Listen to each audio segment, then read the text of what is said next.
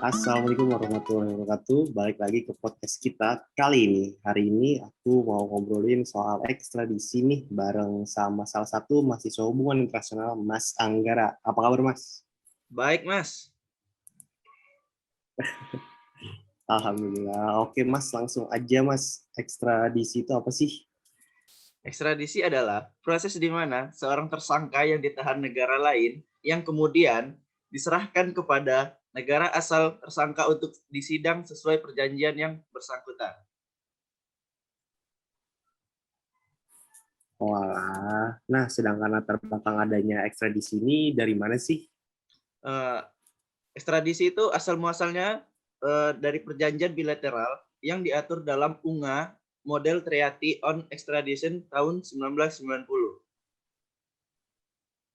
Oh, kayak gitu. Kalau mau ngadain perjanjian ekstradisi gimana sih? Kalau mau adain gitu sih bisa lewat perjanjian bilateral atau regional. Tapi biasanya perjanjian dilakukan secara bilateral antara negara yang berkepentingan aja. Tapi kalau misal antar negara yang berkepentingan nggak ada perjanjian ekstradisi bisa lewat jalur diplomasi.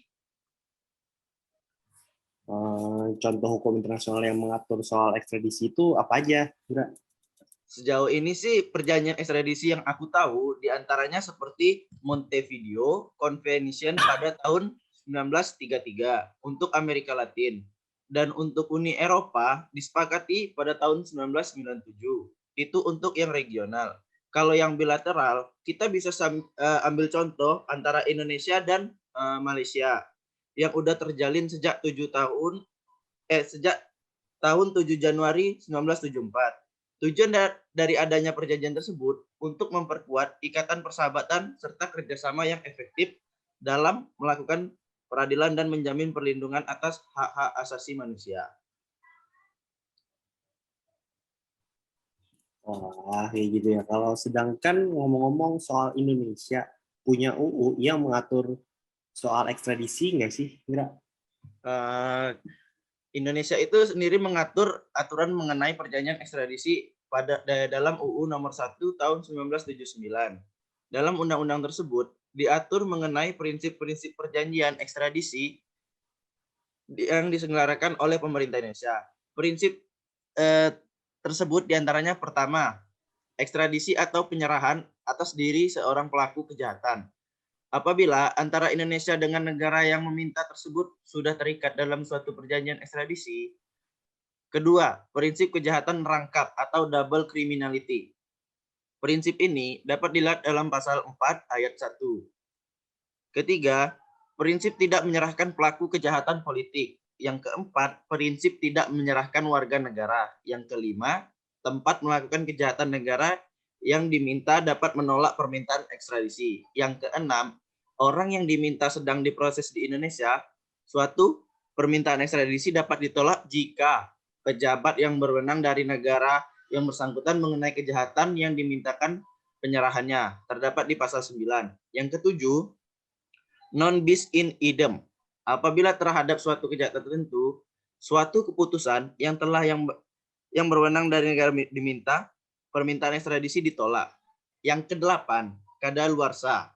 Permintaan ekstradisi ditolak jika menurut hukum negara Indonesia, hak untuk menuntut atau hak untuk melaksanakan putusan pidana telah kadaluarsa.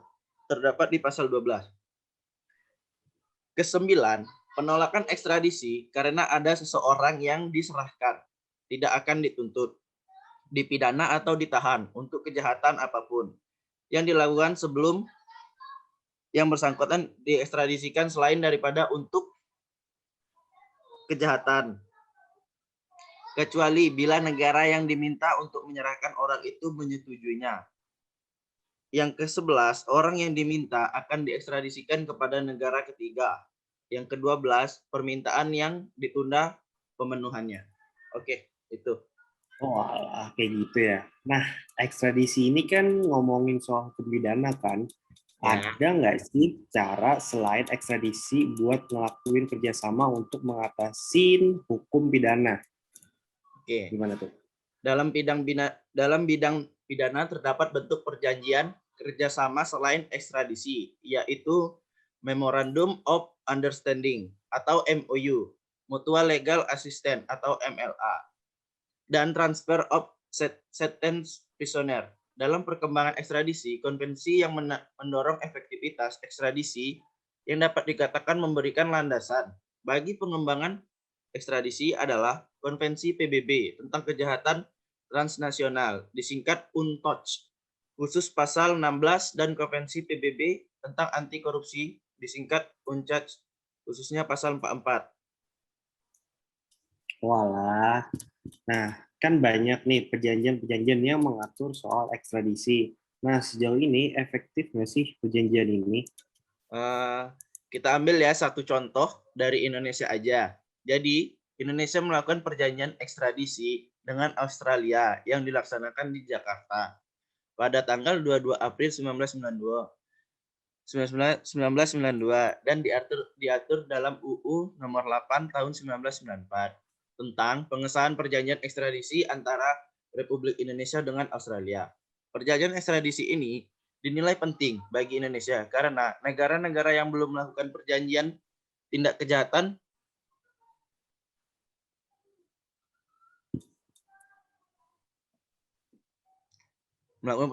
Indonesia menjadi tujuan bagi para pelaku tindak kejahatan karena Indonesia sendiri merupakan negara dengan kasus korupsi tertinggi di dunia, di mana para tersangka ini menyimpan asetnya di negara-negara yang tidak mempunyai perjanjian ekstradisi dengan Indonesia. Dengan dilakukannya perjanjian dengan Australia ini, Indonesia sudah berupaya untuk menutup jalan bagi pelaku tindak korupsi untuk menghindar dari jeratan hukum yang ada di Indonesia dan menghilangkan barang bukti berupa aset-aset tersebut. Salah satu dampak positif dari perjanjian ini adalah ditangkapnya tersangka korupsi BLBI atau Adrian Kiki Irawan yang melarikan diri ke Australia. Namun, dalam proses ekstradisi yang dilakukan Indonesia ke Australia yang diajukan pada tahun 2005, terdapat perbedaan mekanisme dalam melakukan ekstradisi, sehingga proses tersebut menjadi berlarut-larut dan melalui birokrasi yang rumit, sehingga proses tersebut baru bisa terjadi pada tahun 2010 dan tersangka dapat diadili di Indonesia. Yang terbaru adalah ketika Indonesia dan Malaysia melakukan ekstradisi terhadap tersangka korupsi, yaitu Joko Chandra. Oh, jadi walau udah ada perjanjian yang disepakati, tetap nggak bisa ya berjalan lancar gitu ya. Ternyata tiap negara punya perbedaan mekanisme buat ngelakuin ekstradisi. Tapi tiap perjanjian ekstradisi itu pasti bawa hal positif buat kedua negara nggak sih? Kira?